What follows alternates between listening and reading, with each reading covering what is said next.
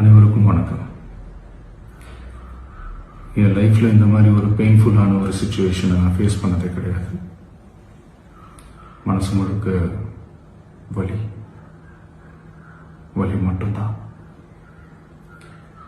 இந்த சுற்றுப்பயணத்தில் என்னென்ன மக்கள் பார்க்க வராங்க, அதுக்கு ஒரே ஒரு காரணம் தான் அவங்க என் மேலே வச்சிருக்கிற அன்பும் பாசம்.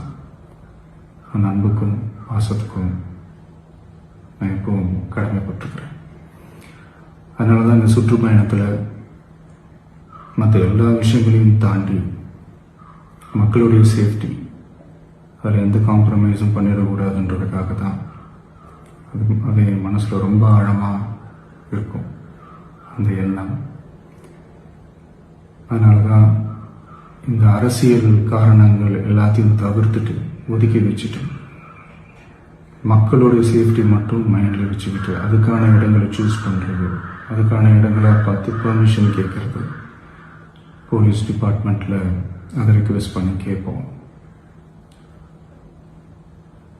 ஆனால் நடக்கக்கூடாதது நடந்துருச்சு. நான் மனுஷன் தானே.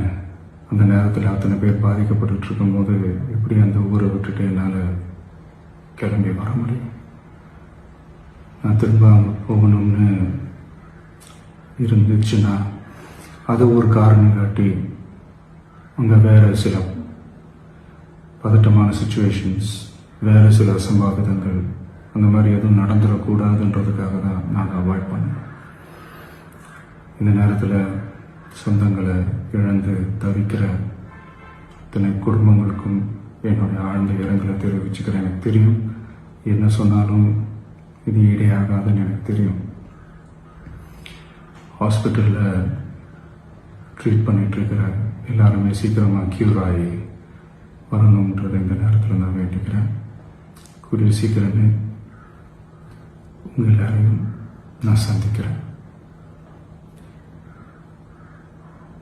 இந்த நேரத்தில் எங்களுடைய வலிகளை, எங்களுடைய நிலைமையை புரிஞ்சுக்கிட்டு எங்களுக்காக பேசின அரசியல் கட்சிகளை சார்ந்த நண்பர்கள், தலைவர்கள் அனைவருக்கும் என்னுடைய நன்றியை தெரிவிச்சுக்கிறேன். கிட்டத்தட்ட ஒரு 5 மாவட்டத்துக்கு பிரச்சாரத்துக்கு போனோம். இந்த மாதிரி எதுவுமே நடக்கல. ஆனால் கரூரில் மட்டும் ஏன் எப்படி நடக்குது, எப்படி நடக்குது?